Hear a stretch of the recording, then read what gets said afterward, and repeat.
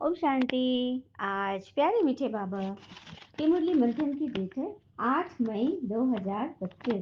तो आज मीठे बाबा अपने बच्चों से कह रहे हैं, देही अभिमानी बन, बाबा को याद करो तो याद का बल जमा होगा। याद के बल से तुम सारे विश्व का राज्य ले सकते हो। भगवान कह रहे हैं, देही अभिमानी बनो अर्थात आत्मभान में टिको और मुझे याद करो तो याद का बल जमा होगा और याद के बल से तुम सारे विश्व पर राज ले सकते हो। सारे विश्व पर राज तभी लेंगे जब हम परखने की शक्ति बहुत अच्छी रीति से मतलब समझ जाएंगे। जैसे कहते हैं ना कि परखने के वक्त होशियार रहिए, क्योंकि फिटकिरी और मिश्री दोनों का रंग एक जैसा ही होता है ना। तो इस ज्ञान से हमें वो शक्ति मिलती है। ठीक है। प्रश्न, कौन सी बात तुम बच्चों के ख्याल ख्वाब में भी नहीं थी जो प्रैक्टिकल हो रही है? कौन सी बात तुम बच्चों के ख्याल ख्वाब में भी नहीं थी जो प्रैक्टिकल हो रही है? उत्तर, तुम्हारे ख्याल ख्वाब में भी नहीं था कि हम भगवान से राजयोग सीखकर विश्व के मालिक बनेंगे, राजाई के लिए पढ़ेंगे। अभी तुम्हें अथाह खुशी है कि सर्वशक्तिमान बाबा से बल लेकर हम सतयुगी स्वराज अधिकारी बनते हैं। तो कौन सी बात हमारे स्वप्नों में भी नहीं था कि हम भगवान से राजयोग सीखेंगे, स्वर्ग के मालिक बनेंगे, विश्व के मालिक, राज गद्दे लेने के लिए, राज तिलक लेने के लिए पढ़ाई पढ़ेंगे। अभी तुम्हें अथाह खुशी है कि भगवान स्वयं सर्वशक्तिमान पिता हमें सतयुगी स्वराज अधिकारी बना रहे हैं। ओम शांति। यहाँ बच्चियां बैठती है प्रैक्टिस के लिए। वास्तव में यहाँ संदली पर बैठना उनको चाहिए जो देह अभिमानी मन बाबा की याद में बैठे। याद में शक्ति रहती है, ज्ञान में शक्ति नहीं। इसको कहा जाता है याद का बल। जैसे छोटे बच्चे माँ बाप को याद करते हैं ना, यह तो है देहधारी। तुम बच्चे हो विचित्र। ये चित्र यहाँ तुमको मिलता है। विचित्र अर्थात जिसका कोई चित्र न हो, जिसका कोई शरीर न हो, अर्थात आत्मा रूप। परम धाम में हम लोग आत्मा रूप में रहते हैं ना, पॉइंट ऑफ लाइट। यहाँ हमें चित्र मिलता है, शरीर मिलता है पाठ बजाने के लिए।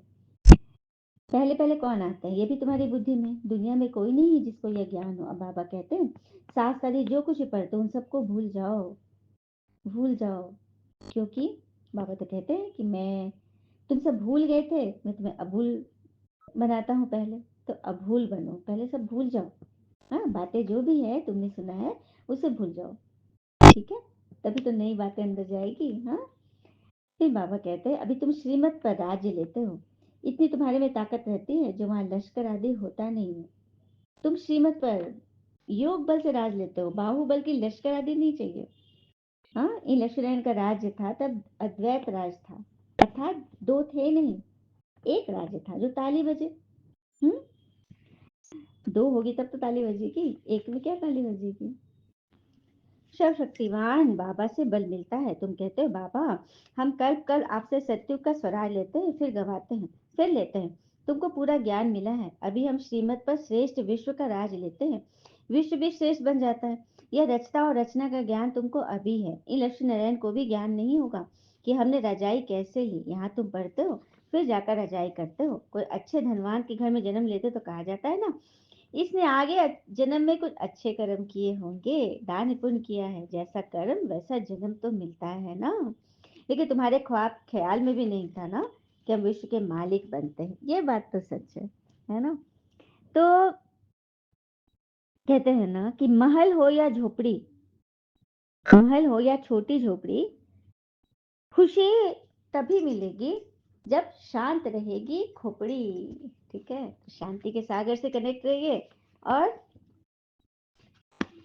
शांति युक्त रहिए, शांत चित्त रहिए। भारतवासी जानते हैं लक्ष्मी नारायण का सारे विश्व पर राज्य था। पूज्य थे सो फिर पुजारी बने। गाया भी जाता है, आपे ही पूज्य आपे ही पुजारी। पांच विकार मनुष्य के दुश्मन है। रावण है कौन क्यों जलाते हैं, कोई भी नहीं जानते। ये तो तुम बच्चे जान गए ना, रावण हमारे अंदर ही है। ये पांच विकार हमारे भीतर, काम क्रोध लोभ मोह अहंकार ईर्ष्या, उसी से छुटकारा दिलाने के लिए स्वयं भगवान को आना पड़ा है। तो स्कूल में स्टूडेंट की बुद्धि में रहता है ना कि हम स्टूडेंट हैं, लेकिन हमें पढ़ाने वाला कोई कॉमन टीचर नहीं है। यहाँ हमको साक्षात भगवान पढ़ाते हैं। जब पढ़ाई से इतना ऊंच पद मिलता है तो कितना अच्छा पढ़ना चाहिए। है बहुत इजी, सिर्फ सवेरे आधा पौना घंटा पढ़ना है। सारा दिन धंधे आदि में याद भूल जाती है। इसलिए यार सवेरे आकर याद में बैठते हो ना। सवेरे सवेरे सवेरे मुरली क्लास चलती है। तो बाबा कह रहे हैं कि तुम सब बैठते हो। कई बच्चे ना ब्लड से भी लिख कर देते हैं, बाबा हम आपके हैं, फिर भी माया हरा लेती है। इतनी माया की युद्ध चलती है। इनको ही युद्ध स्थल कहा जाता है, क्योंकि माया वही तो अटैक करेगी। बाबा कहते अपने अंदर में देखो, हम लायक हैं, हमारे में कोई विकार तो नहीं है। नारद भक्त तो सब है ना।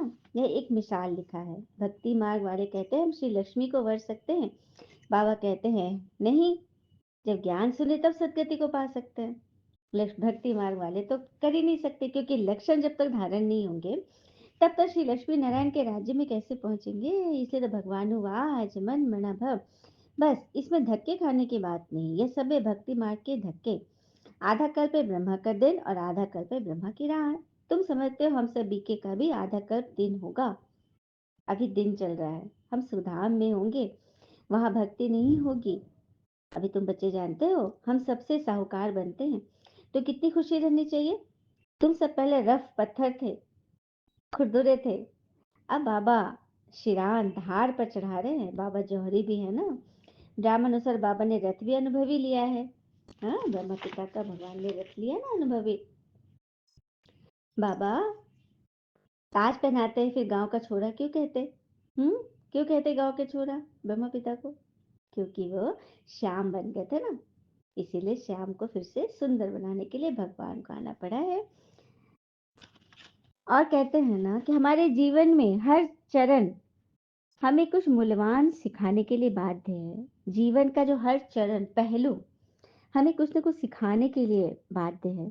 परंतु यह हम पर निर्भर करता है कि हमें जीवन से पाठ लेना है, शिक्षा लेनी है या नहीं, या बस जीवन के पन्ने ही पलटने हैं। हम्म, समय एक बड़ा शिक्षक है, इसलिए समय की पुकार को समझ ले। समय एक बहुत बड़ा शिक्षक है। फिर आगे बाबा कहते जो कुमारियां ज्ञान में आती है वह तो कह सकती है कि हमारा पिता की प्रॉपर्टी में हिस्सा है, क्यों ना हम उनसे भारत की सेवा सेंटर खोलो। कन्यादान तो देना ही है ना। हाँ, यह है तुम्हारी ईश्वरीय मिशन। मेहनत लगती है। बाबा सभी आत्मा को पावन बनाकर ले जाते हैं, इसलिए तो बाबा ने समझाया था संगम के चित्र पर ले जाओ। एक तरफ है कलयुग और उस तरफ है सतयुग। सतयुग में देवताएं, कलयुग में असुर। इसको कहा ही जाता है पुरुषोत्तम संगम युग। बाबा ही पुरुषोत्तम बनाते हैं। जो पढ़ेंगे वह सतयुग में आएंगे, बाकी सब मुक्ति धाम में चले जाएंगे, फिर अपने अपने समय पर आएंगे।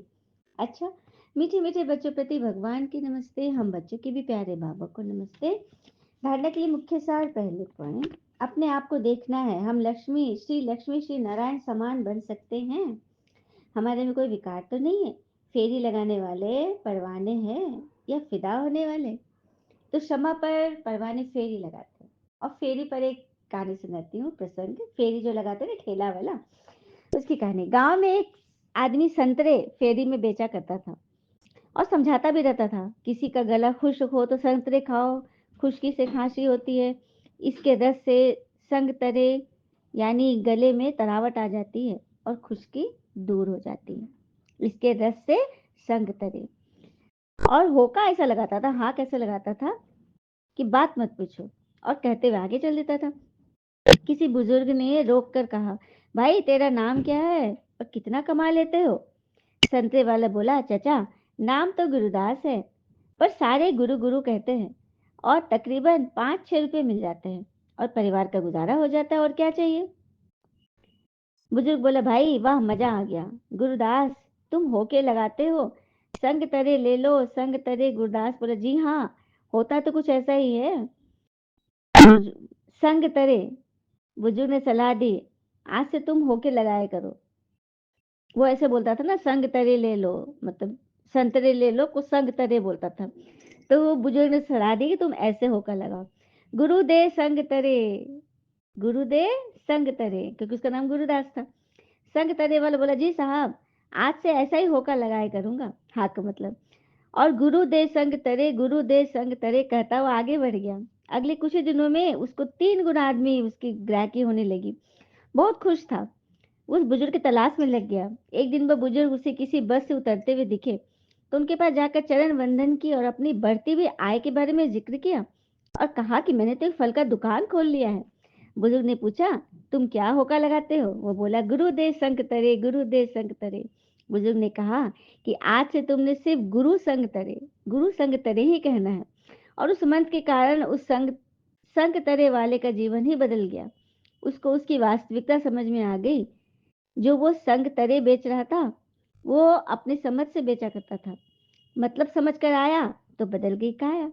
तो वो गुरु के संग तरे नहीं थे, बल्कि वो कहता था कि गुरु संग तरे, यानी जो गुरु का संग करे वो भव सागर से तरे। अर्थात गुरु ते संग तरे, अर्थात गुरु के संग रहो तो उस संगत से तर जाओगे। तो यहाँ तो स्वयं परमात्मा, गुरुओं के गुरु, परम सदगुरु हमारे साथ है। तो फिदा होना है ना, कि फेरी लगाना है। हाँ, ऐसे मैनेज तो नहीं है जो बाबा की आबरू चली जाए। दूसरी पॉइंट, अथाह खुशी में रहने के लिए सबरे सबरे प्रेम से बाबा को याद करना और पढ़ाई पढ़नी है। भगवान हमें पढ़ाकर पुरुषोत्तम बना रहे हैं। हम संगम युगी हैं, इस नशे में रहना है। सवेरे सवेरे प्रेम से बाबा को याद करना और पढ़ाई पढ़नी है। भगवान हमें पढ़ाकर पुरुषोत्तम बना रहे हैं। हम संगम युगी, इस नशे में रहना है। वरदान है, सर्व गुणों के अनुभवी द्वारा बाबा को प्रत्यक्ष करने वाले अनुभवी मूर्त भव। सर्व गुणों के अनुभवों द्वारा बाबा को प्रत्यक्ष करने वाले अनुभवी मूर्त बनते हैं। जो बाबा के गुण गाते हो, उन सर्व गुणों के अनुभवी बनो। जैसे बाबा आनंद के सागर हैं, तो उसी आनंद के सागर की लहरों में लहराते रहो। जो भी संपर्क में आए उसे आनंद, प्रेम, सुख, सब गुणों की अनुभूति कराओ। ऐसे सर्व गुणों के अनुभवी मूर्त बनो, तो आप द्वारा बाबा की सूरत प्रत्यक्ष हो। क्योंकि आप महान आत्माएं ही परम आत्मा को अपनी अनुभव मूर्त से प्रत्यक्ष कर सकती हो। सुना, वही वाली बात है, संग तरे गुरुदेव संग तरे। तो अनुभवी मूर्त बनाना है ना सभी को। स्लोगन, कारण को निवारण में परिवर्तन कर, अशुभ को भी शुभ करके उठाओ। कारण को निवारण में परिवर्तन कर, अशुभ को भी शुभ करके उठाओ। रूहानी रॉयल्टी की अव्यक्त इशारे है आज की। ब्राह्मणों की लाइफ, जीवन का जीवदान पवित्रता है। आदि अनादि स्वरूप ही पवित्रता है। जब स्मृति आ गई कि मैं अनादि आदि पवित्र आत्मा हूँ, स्मृति आना अर्थात पवित्रता की समर्थी आना। स्मृति स्वरूप, समर्थी स्वरूप आत्माएं निजी पवित्र संस्कार वाली है। तो निजी संस्कारों को इमर्ज कर इस पवित्रता की पर्सनालिटी को धारण करो। करना है ना, रूहानी रॉयल्टी और प्योरिटी की पर्सनालिटी, यही ब्राह्मण जीवन का श्वास है। अच्छा, ओम शांति। शुक्रिया बाबा, शुक्रिया बाबा के प्यारे प्यारे बच्चे।